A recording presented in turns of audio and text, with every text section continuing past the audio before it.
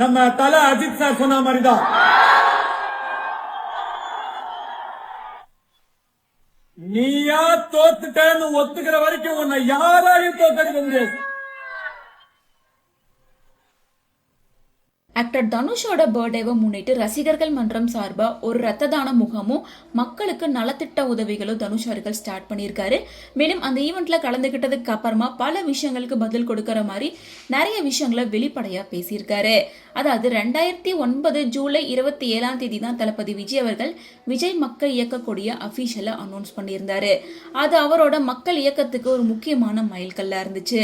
அதே நாளான 2026 ஜூலை 27 நடிகர் தனுஷ் இப்போ அவரோட ரசிகர்கள் மன்ற கொடியை அதிகாரப்பூர்வமா பயன்படுத்தி பிரம்மாண்டமா இந்த ஈவெண்ட்டையும் நடத்தியிருக்காரு.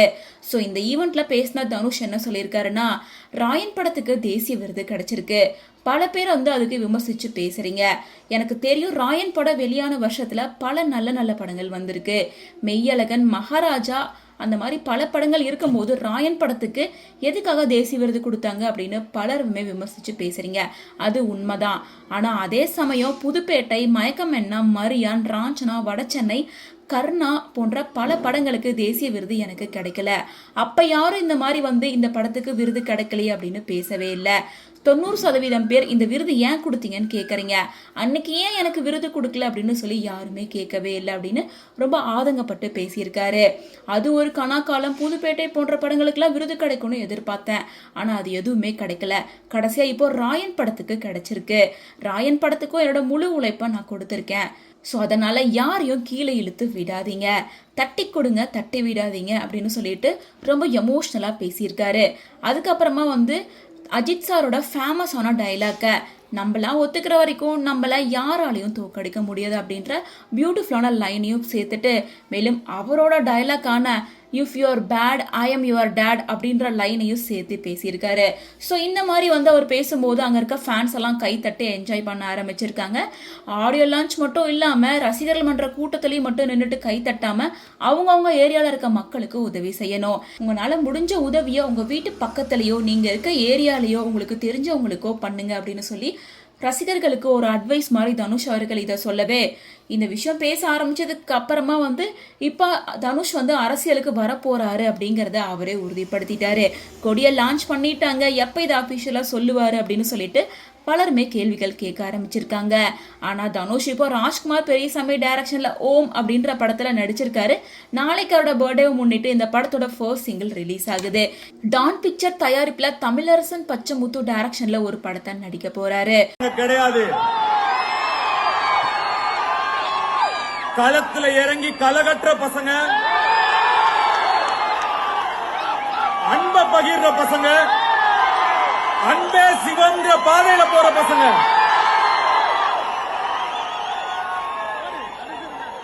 நம்ம சொல்லிருக்கோம், அன்பு தராங்களா அன்பையே கொடுப்போம், வெறுப்ப தராங்களா அன்பையே திருப்பி கொடுப்போம்.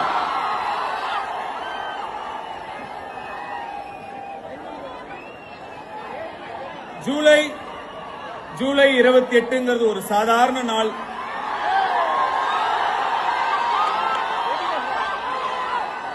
ஒரு சாதாரண நாள். இன்னொரு டேட், இன்னொரு நம்பர், இன்னொரு தேதி, அவ்வளவுதான். ஆனா இப்போ சின்ன வயசுல நம்ம ஸ்கூலுக்கு போகும்போது யாருக்காவது பர்த்டேனா கலர் ட்ரெஸ்ல வருவாங்க. அங்க இருக்கிற ஸ்டூடெண்ட்ஸ்க்கு சாக்லேட் கொடுப்பாங்க, டீச்சர்ஸ்க்கு சாக்லேட் கொடுப்பாங்க. அன்னைக்கு நாளே அவங்க தான் ரொம்ப ஸ்பெஷல் அப்படிங்கிற மாதிரி இருக்கும்.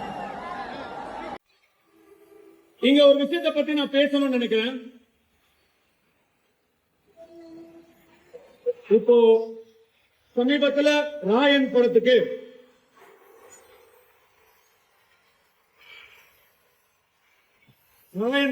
தேசிய விருது கிடைச்சது.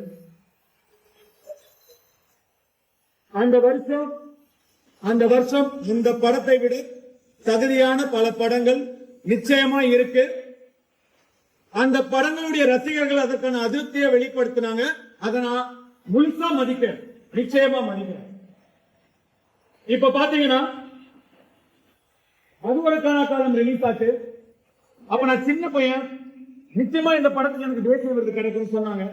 சின்ன பையன் அப்படிங்கறதுனால நானும் ரொம்ப ஆசையா காத்துட்டு இருந்தேன். ஆனா எனக்கு கிடைக்கல. அதுக்கப்புறம் புதுப்பேட்டை,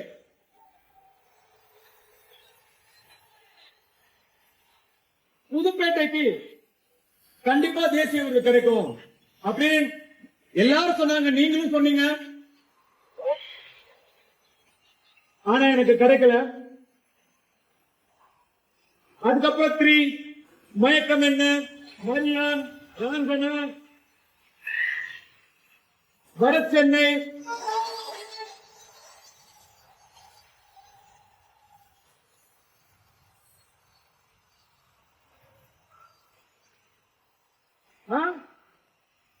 மயக்கம் என்ன, மரியான், ராஞ்சனா, வட சென்னை, கர்ணன். தேசிய விருது கிடைக்கும் கிடைக்கும் நிறைய பேர் பேசினாங்க, டிஸ்கஸ் பண்ணாங்க. ஆனா கிடைக்கல, அமையல. ஒரு சில விஷயங்கள் உங்களுக்கு ஒரு அட்வைஸ் சொல்லணும் தோணுது, சொல்லலாமா? கேட்பீங்களா? எனக்கு அந்த உரிமை இருக்கா? நம்ம வாழ்க்கையில நிறைய பிரச்சனை வரும், நிறைய நல்லது கெட்டது வரும். நல்லவங்க யாரு, கெட்டவங்க யாரு, எதிரி யாரு, முன்னுல குத்தவங்க யாரு தெரியாது. நிறைய மன உளைச்சல் வரும். அன்றாட வாழ்க்கையே மன குழப்பமா இருக்கும். இஎம்ஐ கட்டுறது வந்து பசங்களுக்கு ஸ்கூல் ஃபீஸ் கட்டுற வரைக்கும் எவ்வளவோ பிரச்சனைகள். இந்த பிரச்சனைகள் எல்லாம் எப்படி சமாளிக்கிறது? ஒண்ணு மன வலிமை, மனதிடம். இன்னொன்னு உடல் ஆரோக்கியம்.